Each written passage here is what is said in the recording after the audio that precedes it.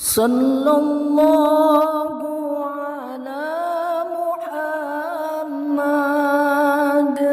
sallallahu alaihi wasallam. Sallallahu ala Muhammad sallallahu alaihi wasallam. Alhamdulillah, nahmaduhu jalla jalaluh alladhi khalaqana fi ahsani taqwim. Ashhadu an la ilaha illallah wahdahu la sharika lah, alladhi hadana ila siratil mustaqim. Wa ashhadu anna sayyidana Muhammadan abduhu wa rasuluh, alladhi arsala rasulahu alladhi arsyadana ila manhajihil qawim. Allahumma salli wa sallim wa barik ala sayyidina wa maulana Muhammadin wa ala alihi wa sahbihi wa man tabi'ahum bi ihsanin ila yaumiddin. Amma ba'du, ibadallah, usini wa iyyakum bitaqwallah haqqa taqwah la'allakum turhamun. Qala Allah ta'ala fi muhkami kitabih, a'udzu billahi minasy syaithanir rajim, bismillahirrahmanirrahim. Ya ayyuhalladzina amanu taqullaha haqqa tuqatih wa la tamutunna illa wa antum muslimun. Sadaqallahul azim. Ma'asyiral muslimin wa zumratal mu'minin rahimakumullah. Pada siang hari yang cerah ini kita dikumpulkan bersama di tempat yang paling suci, yaitu masjid. Tiada lain untuk sama-sama melaksanakan salah satu kewajiban kita, yaitu sholat Jumat. Sekaligus khatib menyeru pada diri sendiri dan jamaah, mari sama-sama kita tingkatkan kualitas iman dan takwa kepada Allah Subhanahu wa ta'ala dengan takwa yang sebenar-benarnya, yaitu melaksanakan perintah-perintah Allah dan menjauhi segala larangannya. Karena dengan bekal takwa ini kita di dunia, kita akan diberikan oleh Allah kemuliaan, tidak hanya di dunia namun sampai di akhirat kelak. Hadirin jamaah yang berbahagia, Jumat sekarang adalah Jumat yang pertama di tahun 2023. Tentunya perpindahan tahun hanya sebatas angka bagi orang biasa. Namun bagi orang yang beriman, perpindahan tahun, baik itu tahun Masehi maupun tahun Hijriah, memiliki makna tersendiri untuk mengoptimalkan keimanan dan ketakwaan kepada Allah Subhanahu wa ta'ala.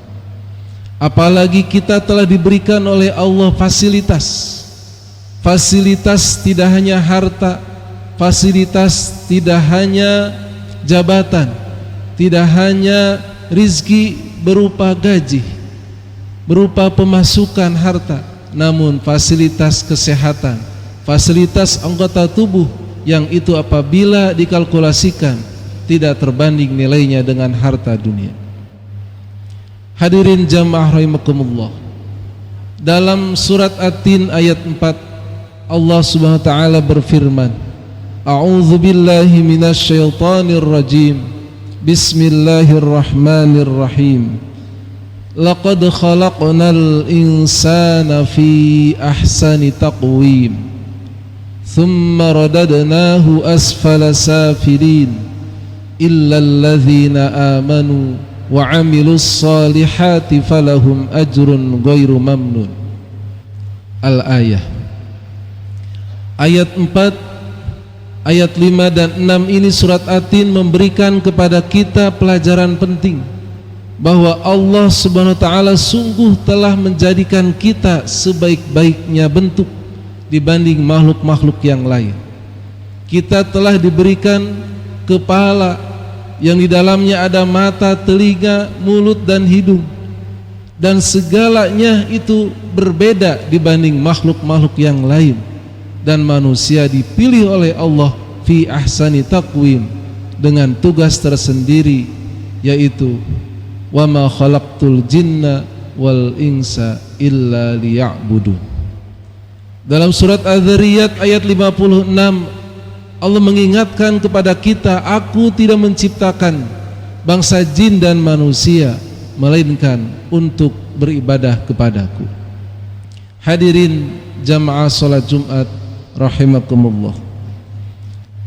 Ketika kita mengakui bahwa semua fasilitas itu adalah pemberian dari Allah Subhanahu wa taala, tentunya kita tidak ingin disindir oleh sabda Rasulullah sallallahu alaihi wasallam yang diriwayatkan oleh Sayyidina Ibnu Abbas radhiyallahu anhuma, qala Nabi sallallahu alaihi wasallam, ni'matani maghbunun fihima katsirun minan nas, as-sihhatu wal faragh. Ada dua kenikmatan yang mana kebanyakan manusia tertipu di dalamnya. Yang pertama adalah sehat, yang kedua adalah kesempatan.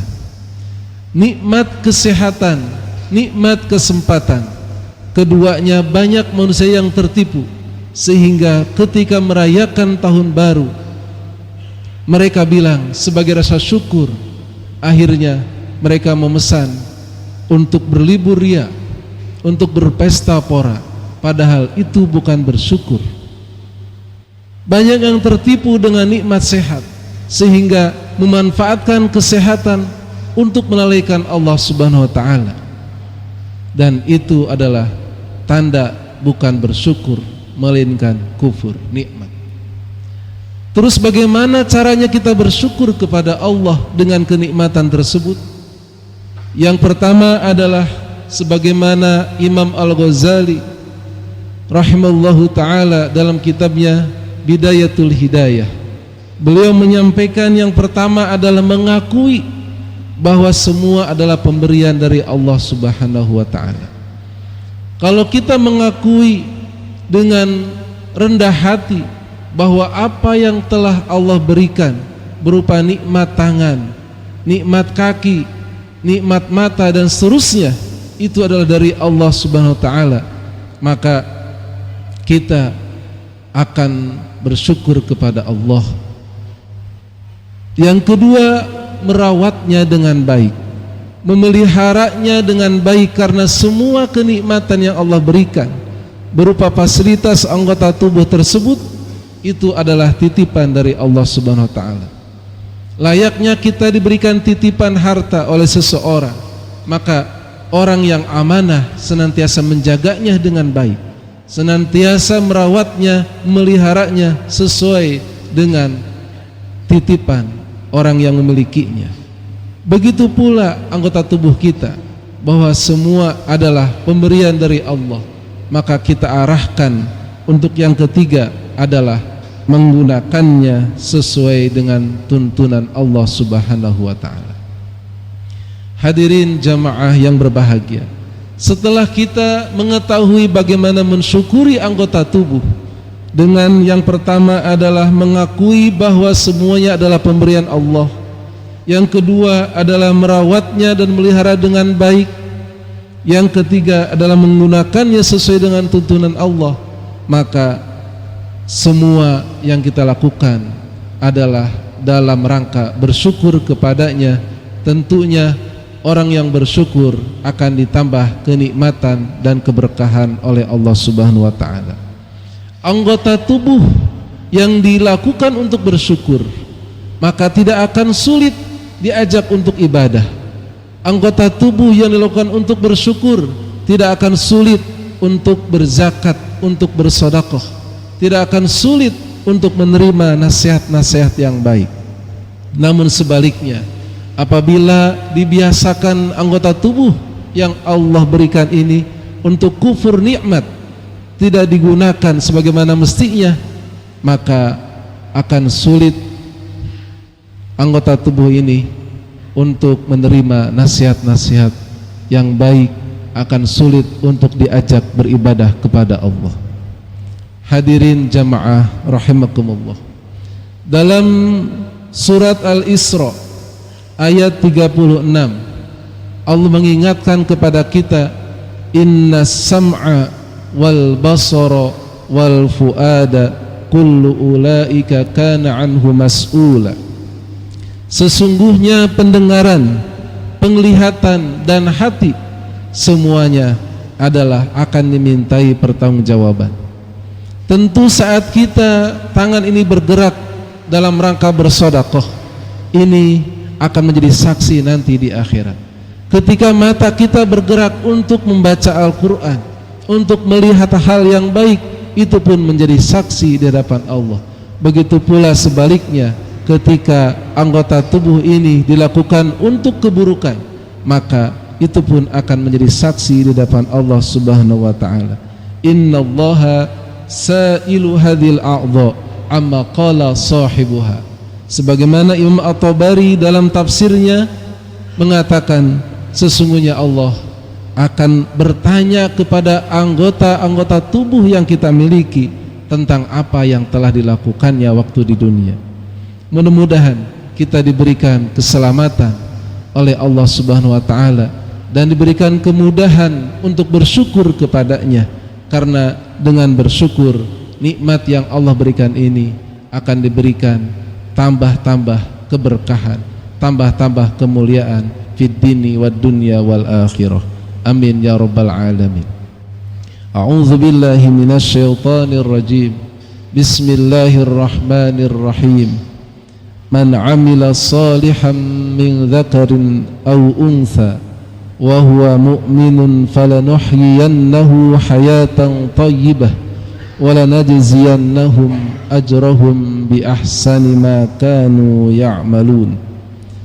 Siapa yang beramal solih, baik laki-laki ataupun perempuan, sedangkan dia beriman, maka kami, kata Allah, akan memberikan kehidupan kepadanya dengan kehidupan yang baik, dan kami akan membalas kepada mereka pahala yang terus menerus dengan sebaik-baiknya, dengan yang lebih baik dari apa yang telah mereka lakukan. Surat An-Nahl ayat 97. Barakallahu li wa lakum fil Qur'anil Karim wa nafa'ani wa iyyakum bima fihi minal ayati wa dzikril hakim. Aqulu qawli hadza fastaghfirullah li wa lakum wa lisairil mu'minina wal mu'minat wal muslimina wal muslimat fastaghfiruh innahu huwal ghafurur rahim.